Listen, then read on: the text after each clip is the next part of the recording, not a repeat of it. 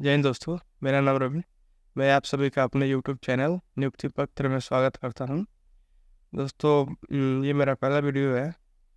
कुछ गलती हो तो मैनेज करिएगा, क्योंकि सुधार धीरे धीरे ही होगा, अचानक से तो नहीं होगा। तो दोस्तों, आज हम आपसे कुछ विशेष टॉपिक पे बात करने वाले हैं। जैसे कि पहले अपने चैनल का इंट्रोडक्शन दे दूँ। चैनल का नाम मेरा है नियुक्तिपत्र.com।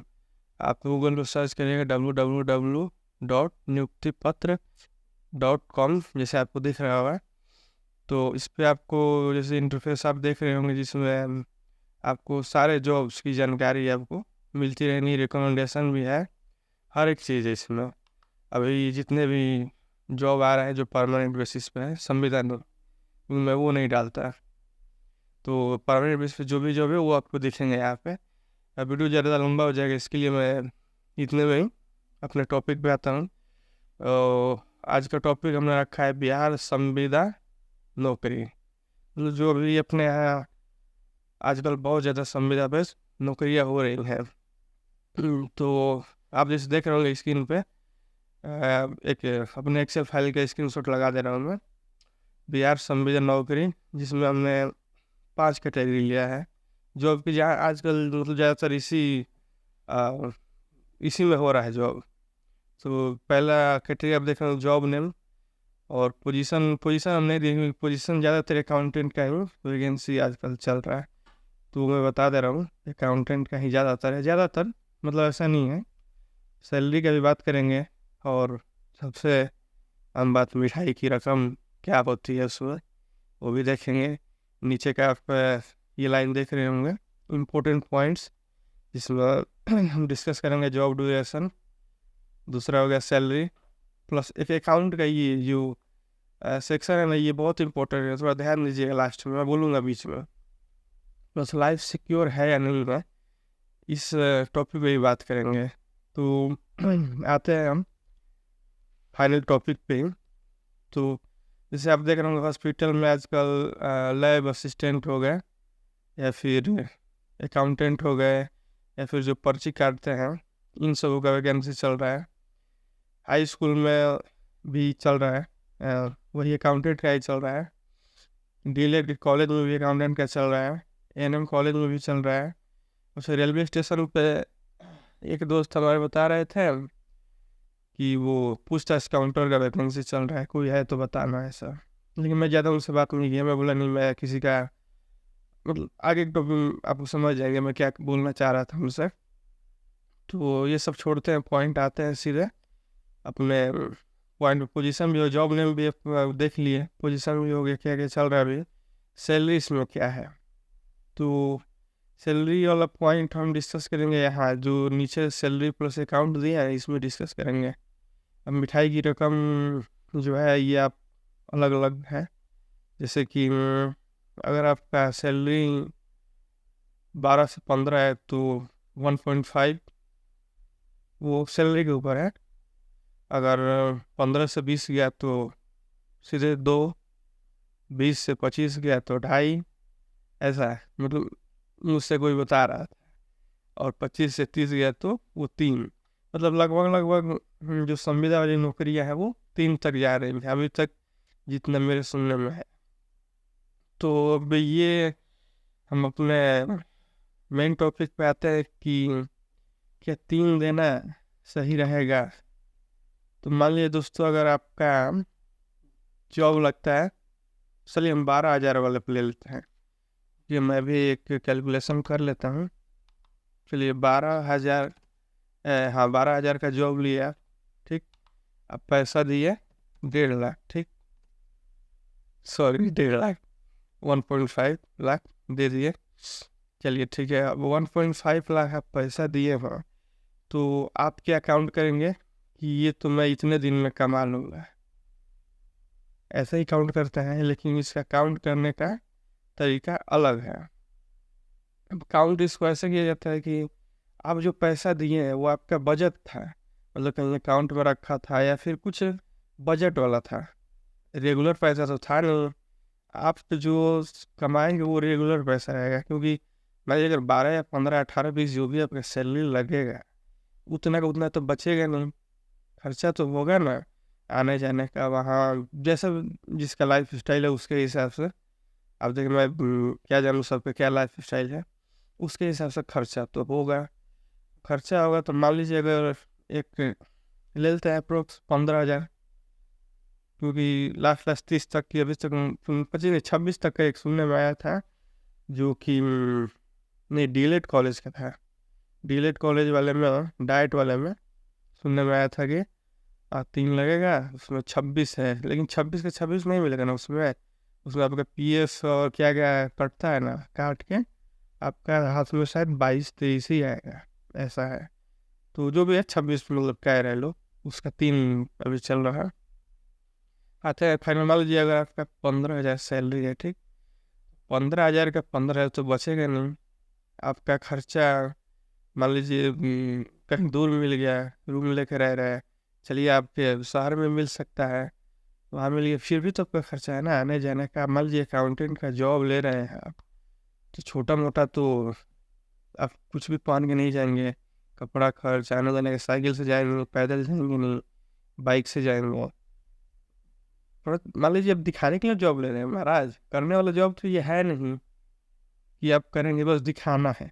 आप दिखाने की रियलिटी तो यही है कि दिखाने के लिए लिए हैं, करने वाला होता है तो फिर बात ही अलग था। तो दिखाएंगे तो दिखाएंगे 10,000 तक का ऐसे चला जाएगा नॉर्मल खर्च, बाकी बचेगा 5,000। तो 1.5 लाख जुटाने में इतना समय लगेगा, 5-5 हज़ार करके पर मंथ। वो आप काउंट मतलब कैलकुलेशन कर लीजिएगा। प्लस अगर बीच में किसी का तबीयत खराब हो गया, कुछ भी हो गया है, तो समझिए कि खैर आप समझदार हैं, कैलकुलेशन कर लीजिएगा। चलिए दूसरे पॉइंट पे आते हैं, सैलरी और प्लस नहीं जॉब ड्यूरेशन कहते हैं। पहला पॉइंट अपना यही था मेन, जॉब ड्यूरेशन। आपको वो लोग बोल रहे हैं कई सारे मतलब है जो ब्रोकर कह लें, दलाल कह लें, जो भी कह लें, वो क्या बोलते हैं कि जिसमें लाइफ टाइम जॉब है, ऐसा तो है नहीं। आप वॉरेन बुद्धू है ना, ये आपको 5 साल या 6 साल का ही देंगे, ज़्यादातर तो 1 साल 2 साल का ही होता है, लेकिन 5-6 साल का आपको देंगे। क्योंकि वो होता क्या है, जैसे कि मान लीजिए पहले की जो संविदा नौकरी थी वो परमानेंट हो जाती थी। वो कैसे होती थी, पहले ये संविदा पे जो नौकरी बना ये कमाई का जरिया नहीं था, अभी जो है ये कमाई का जरिया हो गया है। जैसे होता क्या है, मान लीजिए कोई नहीं है जो कई सारे जॉब कराने वाले आजकल हो गए हैं, बहुत सारे हैं। तो कोई है जो करा रहा है जॉब, ठीक, अब उससे हम बोल दिए कि चलो मेरा 5 सीट बुक हो गया, ठीक। अब जैसे वो भी कॉन्ट्रैक्ट लिया होगा, कोई कंपनी बिहार सरकार से कॉन्ट्रैक्ट ली होगी ना, तो वो कुछ पैसा दी होगी बिहार सरकार को, जो फिर मैं खुल के नहीं मतलब संभावना, मैं ऐसा नहीं बोल रहा, वो भी कुछ दी होगी तभी उसको कॉन्ट्रैक्ट मिला होगा। अब जब वो वैकेंसी करेगी तो पैसा आएगा कहाँ से उसके पास, वो आपसे लेगी जॉब कराने के लिए, वो आपसे लेगी और उसका कॉन्ट्रैक्ट रहेगा 5 साल का। तो जब वो पैसा देकर कॉन्ट्रैक्ट लेगी, वो जॉब आपसे पैसा आपसे वसूलेगी, ठीक है। चलिए मान लीजिए अगर अगले 5 साल बाद फिर उसको कॉन्ट्रैक्ट लेना हो, तो जितने दिन का कॉन्ट्रैक्ट हुआ है, ठीक है, उतना दिन तो आप सेफ हैं। अगर अगले 5 साल 2 साल जितने दिन का उसका हो, उसके बाद अगर वो कॉन्ट्रैक्ट उसको नहीं मिला या फिर मिल भी गया, तो फिर वो कॉन्ट्रैक्ट लेने के लिए अंदर पैसा देगा। तो जो पैसा देगा वो कहाँ से लेगा, एक तो आपको ये पैसा कमाने में 2-2.5 साल लग गया है, वो भी पता नहीं बैंक में उतना सेफ हो पाया नहीं हो पाया, वो अलग बात है। वो कमाना है आपको जो भी 2-2.5 3 4 साल 5 साल भी लग सकता है, कोई बहुत बड़ी बात नहीं है, खर्चे के ऊपर डिपेंड करता है। उतना लग गया है, अब दहेज से कोई ये ना बोले कि मैं दहेज लेके निकाल लूँगा, तो कोई इतना बुद्धू नहीं है, सब कोई जानता है कॉन्ट्रैक्ट वाली जॉब कौन क्या है। तो ऐसा मत करिएगा, क्योंकि आपका लाइफ सिक्योर नहीं होगा।